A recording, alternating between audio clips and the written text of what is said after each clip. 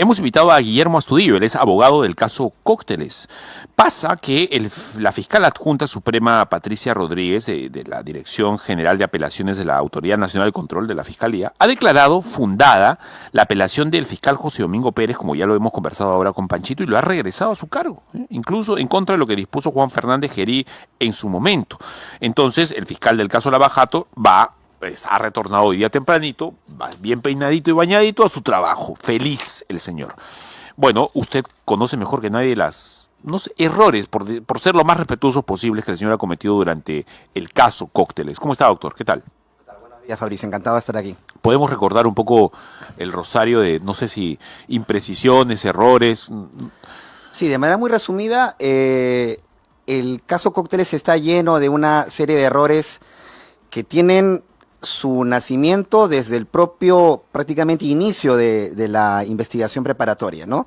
Es decir, ha sido tan mal el trabajo que ha realizado el fiscal José Domingo Pérez que la Fiscalía le tuvo que devolver, el Poder Judicial le tuvo que devolver en más de 19 ocasiones la acusación fiscal porque estaba mal realizada, mal efectuada. Pero adicionalmente, ya en el marco de la etapa intermedia, se ha determinado judicialmente hasta en 3 procesos distintos de garantías constitucionales que el señor ha violado sistemáticamente los derechos fundamentales, al menos de 3 personas, ¿no?, identificadas. Primero, el caso es del profesor Arsenio Oreguardia, sí, cuando él decide investigarlo por delito de obstrucción a la justicia, cuando él evidentemente no era el competente para investigar un delito cometido supuestamente en su propio agravio. Esto debió haber sido derivado a otra fiscalía, ¿no es cierto? Por eso que el TC concluye de que se ha violado la objetividad, el principio de objetividad por parte del fiscal. El segundo caso es el del señor José Klimper. Otra sentencia del TC determina que la Fiscalía ha modificado irregularmente la acusación fiscal en contra del señor Klimper, y cuando ha presentado la versión final, esta ni siquiera era del todo clara respecto a los delitos de lavado de activos y fundamentalmente organización criminal. Por eso es que ordena el TC que se tiene que anular la acusación fiscal que a la postre ha venido, digamos, beneficiando a los otros 32 acusados. Y finalmente hay otro caso, que es el caso que resuelve la Corte Suprema, otra demanda de amparo, en este caso en favor del señor Briceño. En este caso, la Corte Suprema, ya no el TC, ¿no es cierto?, ya no podría argumentarse de que el TC está politizado o que es pro-fujimorista, ¿no?, sino la Corte Suprema, es decir, 5 jueces de la Corte Suprema han determinado que en este caso el señor Briceño también, en etapa intermedia, tanto a la Fiscalía como el Juzgado de Control de Acusación han violado los derechos fundamentales del señor Briceño al no haber tomado en cuenta una prueba fundamental de la defensa que hubiese seguramente generado un mejor análisis por parte del juez y a la postre archivado el proceso en favor de ese señor. Entonces, lo que tenemos acá es una serie de errores sistemáticos que ya no podemos, permitirnos el argumento de que ha sido solamente una casualidad, como lo que ha venido señalando el señor José Domingo Pérez, ¿no? Lo que él dice en este mes que ha estado prácticamente suspendido en sus funciones, en medios de comunicación que ha sostenido. Él dice que, primero, que no son 19 veces las que se le ha devuelto la acusación. Él solamente admite 6. Primero, que eso es totalmente falso, porque son además más de 19 veces, ¿ah? Son aproximadamente 22 veces que están debidamente documentadas con doctor, fechas por parte del profesor Oreguardia. Doctor, una consulta. ¿Por qué ha sido eso? Esos 19 errores del señor, ¿son por tontedad? No. ¿Es adrede? Es que, a ver, ¿se le pasó a él y lo hizo otra persona? ¿Por qué cometió tantos errores? Son diversos errores. O sea, nos tomaría seguramente varias horas explicar un poco desde el punto de vista jurídico, pero mira, para que los veas... principales o los más saltantes. A ver, los principales son las primeras devoluciones que ordena el juez Zúñiga aproximadamente el año 2021, ¿no? Cuando el fiscal, creo yo, se apresura en presentar la acusación contra Keiko Fujimori en pleno contexto de la campaña presidencial del año 2021. el señor en horas de la madrugada presenta, repito, apresuradamente la acusación fiscal, todavía tenía un año más para seguir investigando y terminar, digamos, con la debida cautela y rigor de análisis de estructurar una buena acusación como lo ha hecho realmente en otros casos. O sea, yo no niego que el señor, en el caso de la señora Susana Vieran, ha presentado un mejor trabajo, pero en el caso de Cócteles, que además es su caso emblemático, el señor se apresura porque cierra la investigación el 11 de marzo del 2021 en horas de la madrugada. Bueno, era por las elecciones. Era por las elecciones, claramente, ¿no? Cierra la investigación en la madrugada y a las 8 de la mañana estaba presentando la acusación fiscal, aproximadamente más de 20.000 folios, totalmente desordenados, ¿no? Y con una serie de errores. A ver, el primer error, ¿no?, que comete el fiscal, que lo recuerdo muy bien, es que inicialmente el proceso penal vinculaba aproximadamente casi 60 procesados. En el caso Cócteles. Acusados. Acusados, ¿no? O sea, 60 procesados. Ok. Lo que la fiscalía hace, ¿no?, el 11 de marzo es, digamos, llegar a determinar la responsabilidad penal de aproximadamente 44 personas, ¿no? A 44 personas los acusa, pero a otros 14 procesados, respecto de ellos, no se pronuncia si los va a acusar o si los va a sobreseer. Y se olvida de ellos. Ya, digamos, esto es algo de realmente bastante grueso. Yo sé que puede causar mucha sorpresa, porque el fiscal... Pero esa es la naturaleza de su chamba. Es el ABC del proceso penal. Claro, o sea, yo no tengo que ser abogado ni siquiera para darme cuenta que eso no se hace. El ABC del proceso penal indica que una persona que está siendo sometida a un proceso penal, al final de la investigación, tiene que ser acusada o sobreseída. Tú como fiscal tienes que acusar gente. Acusar gente. No o pedir el archivo. Ya, okay. O pedir el archivo. O pedir el archivo. Ya, el fiscal, lo que no puedes hacer es olvidarte de gente a la que estás acusando. Así es. Entonces, cuando vamos a la primera audiencia de agosto del 2021 y los abogados, los aproximadamente 40 y tantos abogados, advertimos este grueso error, nosotros le advertimos al juez Zúñiga sobre esta irregularidad. El juez Zúñiga, después de los debates, efectivamente advierte este error y le dice al fiscal: oiga, señor fiscal, ¿y qué pasó con esos otros 14 procesados? Y el fiscal lo que dice es: bueno, doctor, él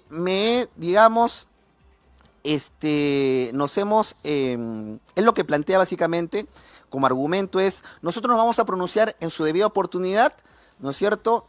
Reservamos el derecho de resolver la responsabilidad penal de estos 14 procesados. Y el juez le responde: doctor, pero a ver, usted no se puede reservar esa facultad de pronunciarse. Su facultad, claro. No, usted tiene que decidir si los acusa o pide el sobreseimiento, pero usted no puede olvidarse de estos 14. Y por esa razón, el juez devuelve la acusación y le da aproximadamente un mes para que el fiscal reformule. Estos 14 procesados eran realmente personas que estaban aparentemente tramitando procesos especiales de colaboración eficaz. Aún siendo aspirantes a colaboración eficaz, tenían que ser objeto de pronunciamiento. Asumido delitos. Sí, claro, tenían que de todas maneras ser materia de pronunciamiento por parte del juez. Ese es el primer gran error. O sea, no era simplemente un testigo por ahí lejano que había aparecido. Claro, ¿no? Porque en algunos de esos casos eran algunos falsos aportantes, en algunos de estos casos eran personas vinculadas al partido Fuerza Popular y otros personas que también habían aportado como donantes a la campaña presidencial de Keiko Fujimori. Pero el punto es que este es un error bastante grave y que debió merecer por lo menos un pronunciamiento de la Autoridad Nacional de Control en ese entonces, pero que nunca hubo. Pero ahí estamos definiendo a quién, a un malo que actuó adrede o a un irresponsable que actuó con una tontedad. Realmente no sabría cómo describirlo. O sea, de repente el adjetivo más conservador podría ser una incompetencia total, ¿no? Una incompetencia supina de las funciones que él como fiscal sabía que tenía que realizar y no lo hace. Hay otros errores también más o menos de ese calibre, ¿no? Por ejemplo, situaciones en las que el fiscal, ¿no es cierto?, se allana, reconoce que la acusación tiene errores respecto de determinados acusados, se compromete que va a subsanarlos, pero cuando regresa después de algunas semanas su nuevo trabajo supuestamente que tenía que corregirlo, mantiene los mismos errores en la acusación fiscal. Entonces, son una serie de errores realmente que creo que dan cuenta de que por lo menos el señor no estaba capacitado para manejar un caso tan complejo, ¿no? Como ¿no? Por lo menos, porque sí, repito, Debo reconocer también que en otros procesos penales, como el caso de Susana Villarán, como el caso Interoceánica Sur, el señor ha logrado estructurar un mejor trabajo, un mejor planteamiento incriminatorio en términos de acusación fiscal y ha logrado condenas. Pero este caso, que era su caso emblemático, creo que no lo ha sabido manejar y es poco probable que pueda subsanar, ya habiendo pasado todo este tiempo, una mejor acusación fiscal, ¿no? A ver, deme otro ejemplo, algo que sí sea insubsanable, no por simplemente un error, sino porque no hay elementos para acusar en cierto caso. Por ejemplo, ¿no? Hay personas vinculadas al partido político de la señora Keiko Fujimori en los que la fiscalía está asumiendo una famosa teoría de la dogmática penal que se conoce como la autoría inmediata por dominio en aparatos organizados de poder. La famosa teoría. Muy puesta en entredicho esa teoría, además. Sí, acá en el Estado peruano solamente hay 2 casos que se conozcan en los que la Corte Suprema ha aplicado esa famosa teoría. Para el caso de Abimael Guzmán Reynoso y para el caso de Alberto Fujimori. ¿No es cierto? En ambos casos, evidentemente, la Corte Suprema en su momento hizo un buen esfuerzo para plantear la argumentación. El creador de esta famosa teoría es el penalista alemán Klaus Roxin. Y lo que dice Roxin en uno de sus últimos trabajos, ¿no es cierto?, es que esta teoría, en buena cuenta, sirve o es posible tenerla como un criterio de atribución de responsabilidad que puede tener rendimiento, pero casos de violaciones a los derechos humanos. Es que más, es una teoría que surge a raíz del holocausto nazi, así es, obviamente, ¿no? Así es, que se aplica realmente al día de hoy para casos de graves violaciones a los derechos humanos cuando se cometen crímenes por parte de agentes del Estado fundamentalmente, ¿no? Sí. Pero el propio Roxin reconoce en su obra que es difícil sostener esa teoría para casos de criminalidad empresarial, por ejemplo, o de crimen organizado.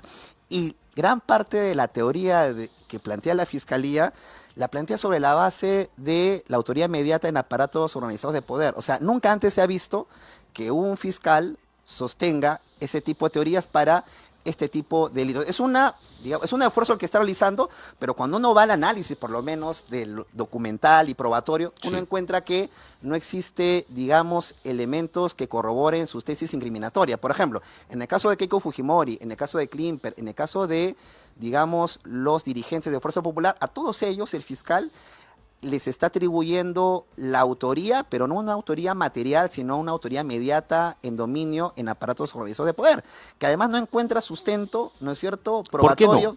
¿Por qué no puedes probar que Keiko Fujimori ordenó que se pitufiara o cosas así? Primero, uno de los elementos principales que se tiene que determinar bajo esta teoría es que el aparato organizado de poder, como en el caso de Abimael Guzmán, en el caso de Fujimori, tiene que actuar de manera, digamos, ajena a la legalidad, o sea, de manera despersonalizada a un ordenamiento jurídico. Sendero Luminoso, que duda cabe, actuaba en la clandestinidad. Una política de la, una política de la cabeza de, por ejemplo, erradicar el pueblo nazi, ¿no? La nación nazi. Claro, en este caso, Abimael Guzmán, la concepción ideológica de Abimael era la guerra popular y asolar, digamos, poblados. Asesinar sistemáticamente, ¿no es cierto?, a determinadas personas que el buró político... la política era la política. En el caso de Fujimori, el aparato organizado de poder actuaba con agentes del Estado, un grupo paramilitar que actuaba dentro del Servicio de Inteligencia Nacional, ¿no es cierto? Aún lo de Fujimori es medio Hay complicado. crítica, aún así. Sí. Pero estamos hablando en este caso de un grupo de personas que se ha asociado bajo la forma de un partido político que tiene representación en el Congreso de la República desde hace más de 20 años, aproximadamente, que ha seguido las reglas democráticas para tener representantes en el Congreso desde hace 20 años.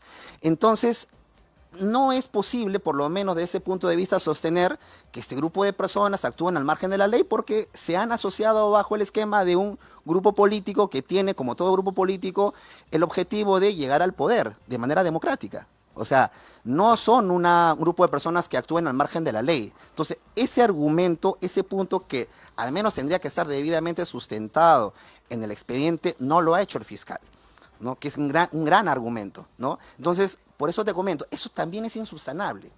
Eso no lo puede subsanar el fiscal si sigue con este ridículo esquema de prácticamente acusar a toda la cúpula de Fuerza Popular bajo este sistema de atribución de responsabilidad penal, ¿no? ¿Usted cree que al final Keiko Fujimori entonces qué va a hacer? ¿Declarada inocente? Yo creo que el fiscal va a insistir con la acusación fiscal, o sea, definitivamente va a tratar de subsanarlo. Yo creo que en estos días, yo creo que él va a tener que reflexionar muchísimo para ver hasta dónde puede llevar el proceso penal y subsanar los errores que tiene que subsanar. No creo que vaya definitivamente a acusar nuevamente a las 33 personas que todavía se encuentran vinculadas al proceso penal. Yo creo que va a tener que discriminar y verificar respecto de quiénes sí, por lo menos existe, por lo menos un sustento para llevarlos a juicio oral, ¿no? Pero definitivamente Keiko Fujimori y los principales dirigentes de Fuerza Popular creo que sí van a ser acusados en las próximas semanas. Ya, pero eso significa que para las próximas elecciones vamos a poder tener nuevamente sorpresas como las que ocurrieron la vez pasada, acusaciones de improviso, entregas así medio Es más a difícil, última yo creo. hora, Claro, etcétera. yo creo que va a ser mucho más difícil porque, claro, el problema que tiene la fiscalía son los tiempos, ¿no? O sea, puede ser que en los próximos meses, no sabemos cuándo todavía, el fiscal va a tener que emitir un pronunciamiento, no sabemos cuándo exactamente va a suceder, pero luego el control de acusación, que es lo que viene ahora, probablemente va a durar un par de años más, por lo menos, ¿no es cierto? O sea, vamos a superar, creo, el calendario electoral de la próxima campaña presidencial estando todavía en etapa intermedia. Doctor, a ver, cambiando un poco de tema,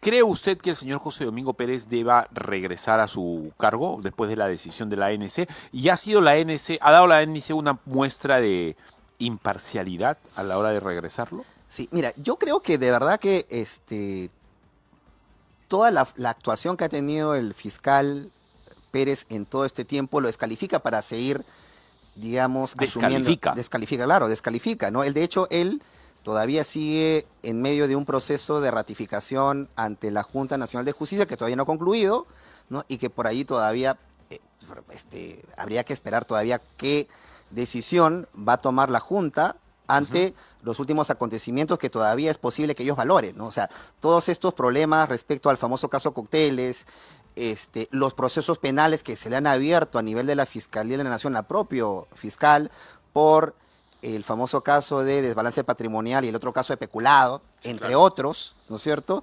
Yo creo que van a ser tomados en cuenta por la Junta en este proceso de ratificación del fiscal y se verá allí finalmente si al señor le renuevan la confianza o no. Yo en lo personal creo que él ya con todo lo que ha demostrado hasta el momento está descalificado para seguir en el cargo de fiscal.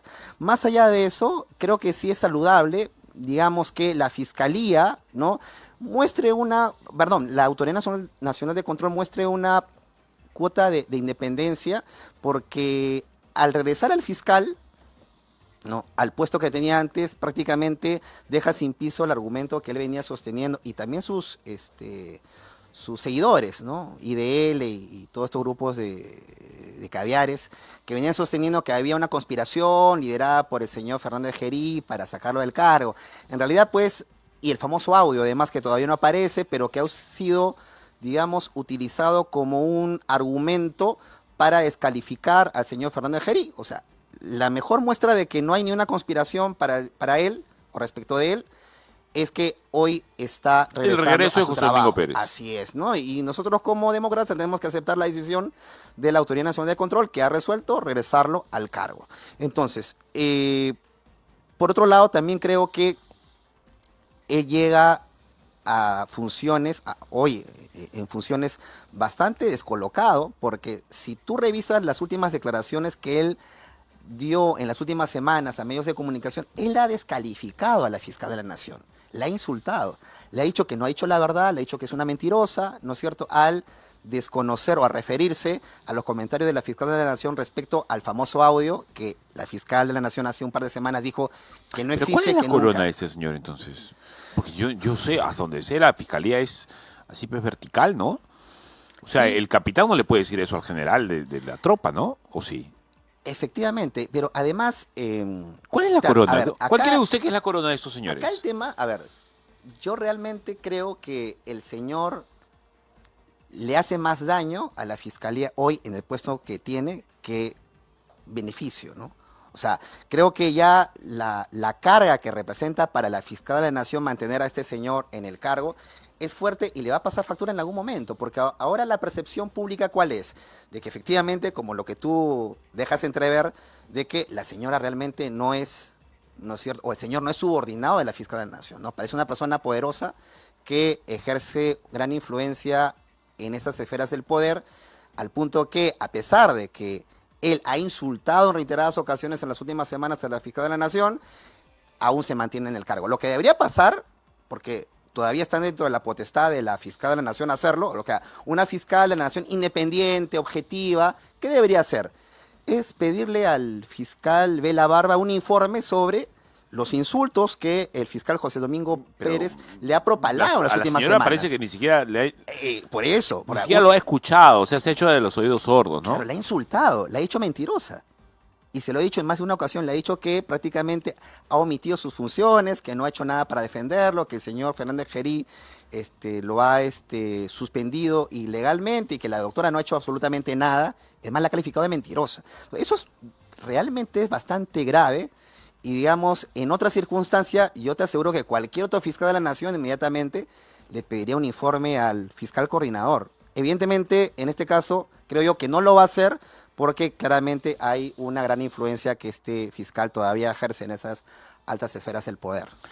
Doctor, una pregunta más antes de irnos. El tema de las cirugías, el tema de la señora Dina Boluarte y las 4 cirugías a la cara que se hizo de acuerdo a lo que el señor Cavani dijo el fin de semana. ¿Eso es un caso penal?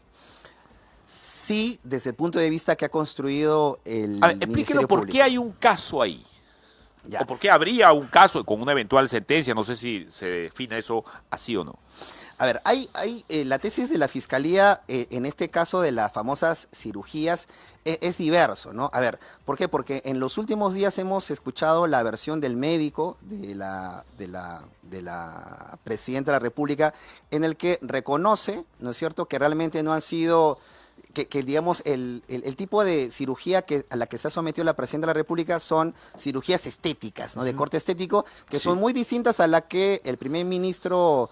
y la propia señora dijo, además, dijeron anteriormente. Que era para su salud, que los cornetes, que no podía respirar bien, etc. Para empezar, desde ya, digamos, su argumento ha quedado sin piso, es una falsedad. Perdóneme, doctor, además, las fotos...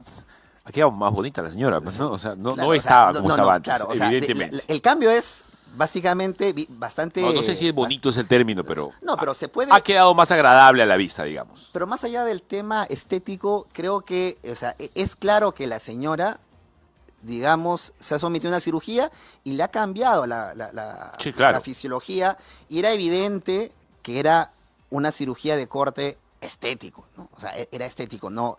Entonces, mira, hay un proceso penal que se está construyendo desde el punto de vista de la Fiscalía que va a incorporar toda esta serie de falsedades y mentiras que ha venido sosteniendo la señora Presidenta de la República, que seguramente van a llegar un punto en el que la Fiscalía de la Nación va a presentar cargos en su momento por falsedad genérica, una serie de delitos contra la fe pública, porque la señora claramente ha mentido en varias comisiones de fiscalización, en el Congreso de la República, en sus pronunciamientos a la Fiscalía de la Nación. Pero además hay un tema que va seguramente a sumar a los graves casos de corrupción por los cuales ya se le investiga actualmente, ¿no? A ella se le investiga por parte de la Fiscalía de la Nación, sí, como parte de una organización criminal, ¿no es cierto?, que se encargaba por parte de su hermano, de colocar a prefectos y subprefectos a nivel nacional, y además ella está acusada de lavado de activos, ¿no? ¿Por qué te comento el lavado de activos? Porque ella, según las últimas informaciones, ha realizado el pago al